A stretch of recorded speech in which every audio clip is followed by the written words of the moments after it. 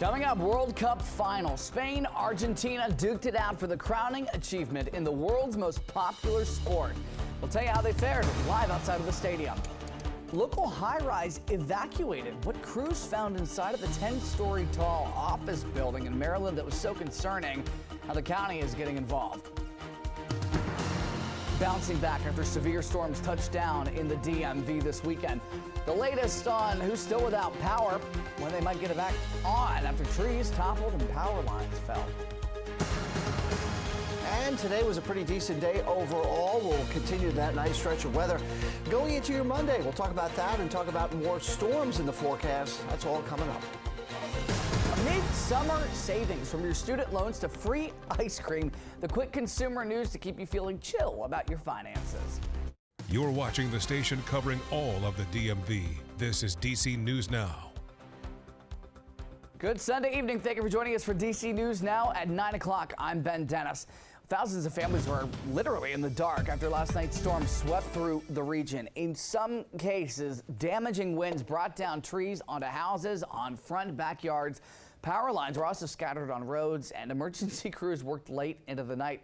Still, into this evening. Meteorologist Scott Sumner standing by with a look at who is still impacted. Scott, what do you got? Yeah, two counties here, Ben, still left, and the big one here is Anne Arundel County, roughly 3,500 estimated without power here where Annapolis resides, and just to the north and west in Howard County, about 200 there, and also roughly that same between 200 and 500 up in Baltimore County itself. Other than that, power crews have been doing a great job getting it cleaned up from yesterday's storms. Right now we're partly cloudy. We're sitting at a temperature of 79 degrees as we look at the background there of Reagan National briefly, and temperatures overnight will dip down to the upper 60s before rebounding nicely and getting up and towards the middle 80s by mid-afternoon. Morning checklist, you're getting yourself ready. No need for the jacket, no need for the hat and gloves, no need for the umbrella, but sunglasses, yeah, they may be needed tomorrow morning. And as far as the weather headlines, yeah, it's going to be a quiet start to the work week, but quickly on the heels of Monday, we have some severe weather possibly in the backyard on Tuesday. We'll talk about that. Leftover thunder showers on Wednesday, and a beautiful end to the work week as well. Ben? All right, Scott, thank you. New tonight, Maryland police are investigating whoever shot a man several times after his body was found on a residential sidewalk last night. Anne Arundel police say they rushed to Williamsburg Lane in Odenton just before 9 o'clock. Police say he died on scene. Key here, no word on any suspect descriptions. And in the district, police are looking for whoever killed a man in the Deanwood neighborhood in Northeast early yesterday morning. Police say the man was found shot several times around 1:30 along Sheriff Road. That's also not far from Burville Elementary School. The man was not conscious and breathing when cops arrived. No description of a suspect has been shared right now. And a 36-year-old motorcyclist was killed in Woodbridge, Virginia overnight. Prince William County police say Michael Hall, a local man, had crashed while headed east on Old Bridge Road toward Colby Drive. That crash reported just before 11 p.m. Officers say Hall tried to drive around a curve, crossed a median, hit a traffic sign and a guardrail. He died at the hospital. Investigators, they think speed was a factor. One of your top stories tonight, a high-rise office building in Maryland was evacuated after serious concerns about the building's structure were found. Right now, there's no word when repairs will be made to stabilize the Anne Arundel office complex in danger of falling. DC News Now's Dave Laval tells us what caused the concern. This stretch of Crane Highway between Virginia Avenue and 6th Street will remain closed as a precaution. It won't reopen until Empire Towers is deemed safe again. Oh, we can fall down on its own. Tegra Crudup is concerned that's exactly what could happen to the 10-story office building in Glen Burnie. Oh, that's dangerous. A 911 call alerted authorities to an underground parking garage July 9th. Their initial inspection found the building to be unsafe. Jerome Thompson is worried about what could happen to the building he and others say has stood for decades. If it collapsed, it could hurt someone and it could fall down anytime. Furthermore, inspectors said construction crews did not have the proper permits necessary to work on the building. Didn't have the proper permits. Well, I guess they gonna have to start over because, County Executive Stuart Pittman said on social media Thursday a structural engineering firm has evaluated the site and repairs will soon take place in 2 phases. The first will need up to 2 weeks to finish, but did not say when that work will start. Pittman also did not say when the second phase will start and how long it will take to complete. In Glen Burnie, Maryland, Dave Laval, DC News Now. Glad concerns were flagged, Dave. Thanks for reporting. Turning our focus now to the Middle East. The Pentagon says yet another U.S. soldier was killed and remains of an unidentified person were also discovered after a pair of troops who were killed at an American base in Jordan. The U.S. military says a service member was killed while trying to safely detonate part of a one-way Iranian attack drone while in Iraq. Another soldier was hurt. They are expected to be okay. But back in Jordan, authorities say they found remains where Iran attacked the U.S. base on Friday, and they're working to identify them. Vice President J.D. Vance and Second Lady Usha Vance have welcomed their fourth child. The couple announced their son Alec Neil Vance was born this morning. They say Usha and the baby are healthy. The birth marks the first time in more than 150 years that a sitting vice president has had a child while in office. We'll note that that is Secretary of State Marco Rubio next to the second lady. All right, in D.C., a change in scenery for the historic DuPont Circle neighborhood. Steel beams have been installed over the Connecticut Avenue underpass below the circle. Mayor Bouncer's office shared this update on a project that will create a new public space over Connecticut Avenue. The grand opening slated for next year.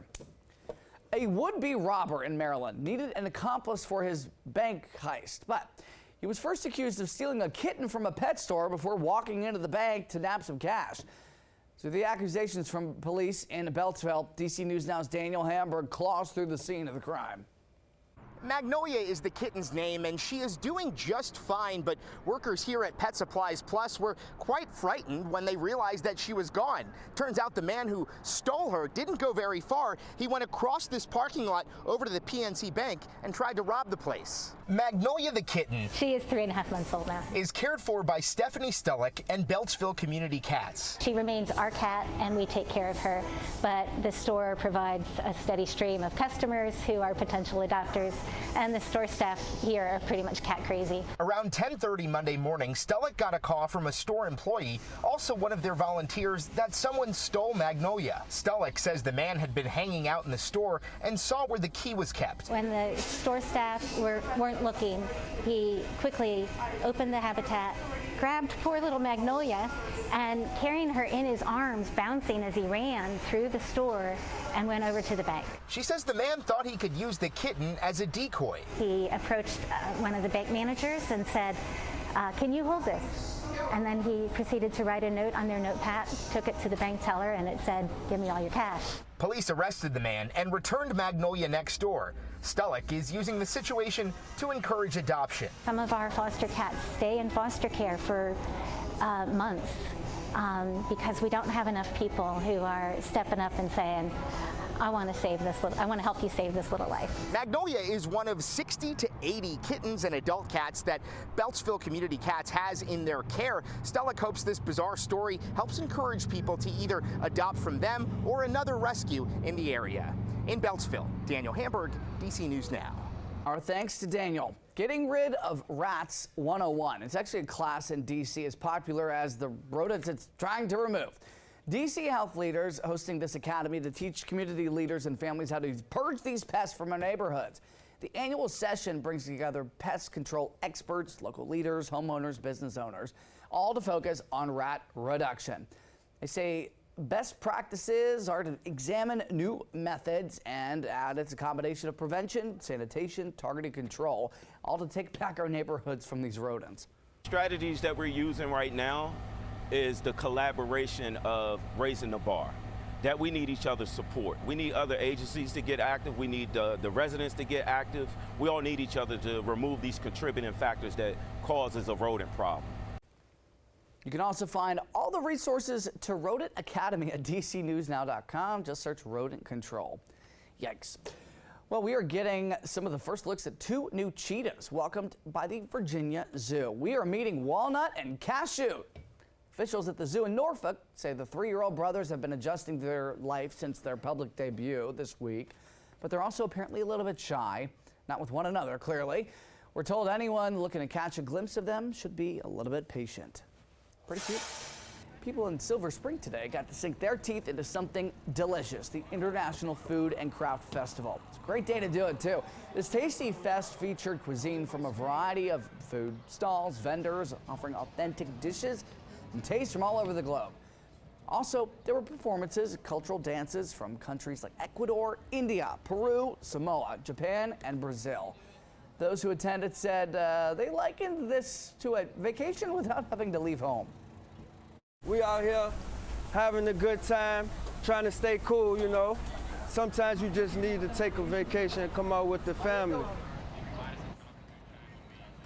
It also featured a colorful marketplace showing handmade goods, arts, and crafts from artisans all over the world. Coming up, plenty of ground to cover on DC News Now, and on the heels of World Cup hype, some leaders kicking around the idea of some new additions to DC's Audi field. The hopes grow the game. I'll tell you about them. Taking a live look outside of Reagan National Harbor off in the distance in PG County, looking pretty good, illuminated. We will be right back. Scott Sumner has a closer look, a deep dive on your 7-day forecast.